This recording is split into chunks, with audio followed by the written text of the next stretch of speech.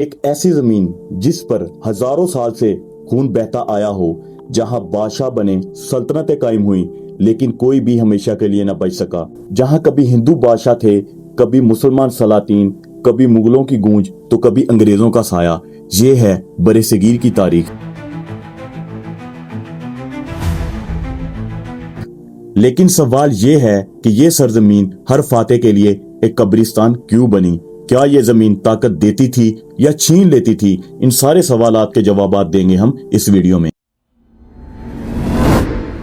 کہانی شروع ہوتی ہے 5000 سال پہلے انڈس ویلی سیویلائزیشن یعنی وادی سندھ کی تہذیب سے۔ شہر ایسے بنے تھے جیسے انجینئرنگ کا کمال ہو، گلیاں سیدھی، نالے ترتیب سے، اور پانی کا ایسا نظام جو آج کے جدید شہروں سے بھی بہتر تھا۔ لیکن اچانک یہ تہذیب غائب ہو گئی، نہ کوئی فوجی حملہ اور نہ ہی کوئی بڑی جنگ، صرف مٹی، ریت اور کھنڈرات۔ سوال یہ ہے کہ یہ لوگ گئے کہاں؟ کیا بیماری نے انہیں مٹا دیا یا وہ کسی اور راز کے ساتھ دفن ہو گئے؟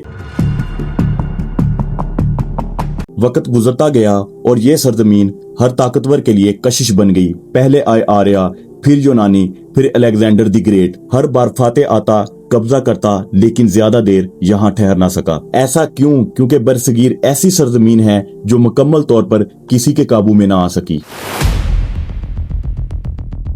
پھر آئے موریہ خاندان۔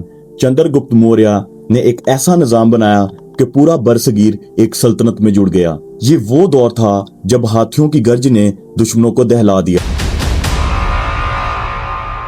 لیکن اصل موڑ تب آیا جب برصغیر میں اسلام داخل ہوا۔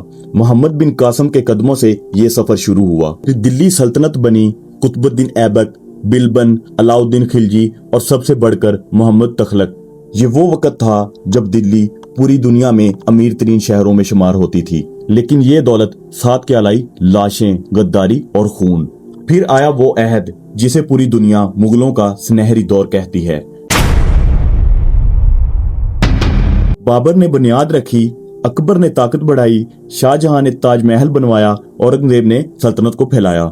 مغل صرف بادشاہ ہی نہیں، وہ ایک خواب تھے، اور خواب ہمیشہ نہیں رہتے۔ محلوں میں عیش و عشرت بڑھی، بھائی بھائی کے خون کے پیاسے ہوئے، اور آخر کار مغل سلطنت بھی ٹوٹ گئی۔ پھر آیا سب سے خطرناک دشمن، کون؟ انگریز۔ انہوں نے تلوار سے نہیں بلکہ دماغ سے برصغیر پر قبضہ کیا۔ انہوں نے تجارت کے بہانے برصغیر میں قدم رکھا اور آہستہ آہستہ پورے برصغیر کو اپنے پنجے میں لے لیا۔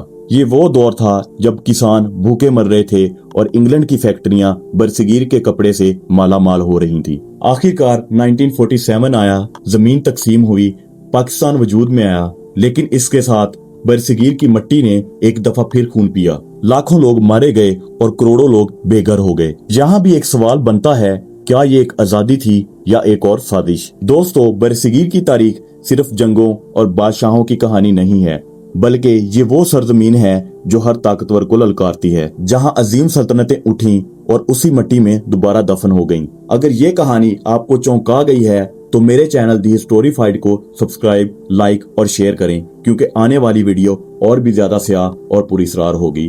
اللہ حافظ۔